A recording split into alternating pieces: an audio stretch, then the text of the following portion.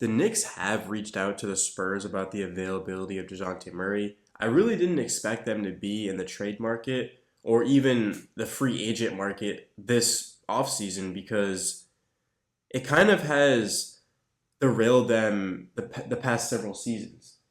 I don't think personally the Knicks need to make a big trade like Donovan Mitchell, Dejounte Murray, Kyrie Irving. I really don't think the Knicks need that type of player because even if we get Dejounte Murray, him, RJ, and Randall would be so good, but it's not a championship contender. The Knicks need a couple more years of development, so that's why they need to be really careful. But with that being said, absolutely, I want Dejounte Murray if it's at the right cost. There was a trade that was posted by, who was it? It was Knicks StatMuse on Twitter, and it was horrible to say the least. It was like us giving up Emmanuel Quigley, the 11th pick, Obi Toppin, Cam Reddish. The only way I would trade for Dejounte Murray is if we end up giving them like 3 first-round picks or multiple first-round picks because I can live with that. But giving up Emmanuel Quigley, who could be as good as Dejounte Murray. I mean, Murray's going to be 26 going into next season, which is really young. But IQ just turned 23. He'll be 23 the entirety of next season. And it quickly showed us in the past 2 months of the season that he has the potential to be a star. I mean, right now, Dejounte Murray would be such a big upgrade for the Knicks. He's exactly what they need. He's 6'4". He averaged 21, 8, and 9 on 34.8 minutes. If you look at what he did past the All-Star break, that's when he started to really turn up. He averaged over 25 points while shooting 47% from the floor. And of course, he got to the free throw line 6 times per game. He also led the league in steals. He helped the Spurs make the play-in tournament. If he helped the Spurs in the West make the play-in, what's he going to do with RJ Barrett and Julius Randle next to him? But I just have a problem giving up our entire future. That's our entire future.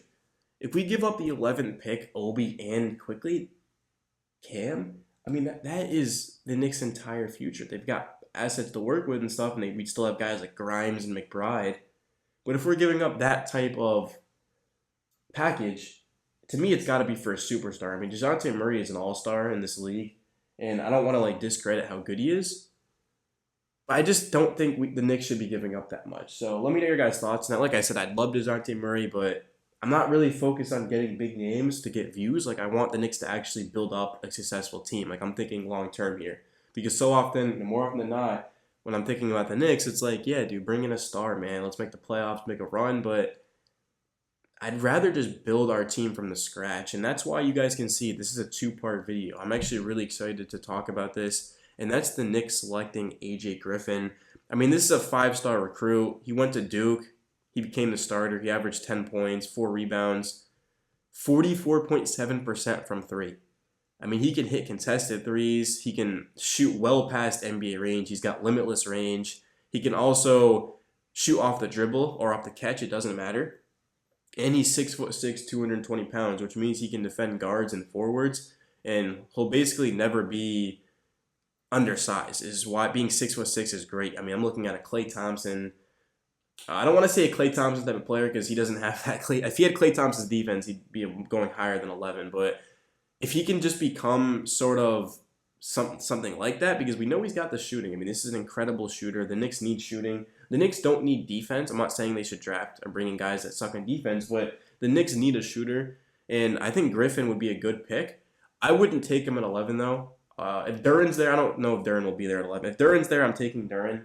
I don't think I would take Branham. I mean, honestly, I don't know. I kind of like Malachi Branham, bro. But he's falling down draft boards, man. Last time I saw him, he was going 18 or 20 or something like that. So maybe it would be a reach to take Branham. But I do think Griffin coming out of Duke would be really good for the Knicks because we know, I mean, that's one of the best college basketball teams in the world, bro.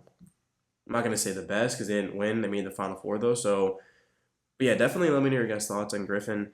He's got a really good step back, so he's just going to be able to create shots. The concern with Griffin, though, is his defense isn't the best. It needs work. It's not bad, but also he doesn't have, the greatest foot speed.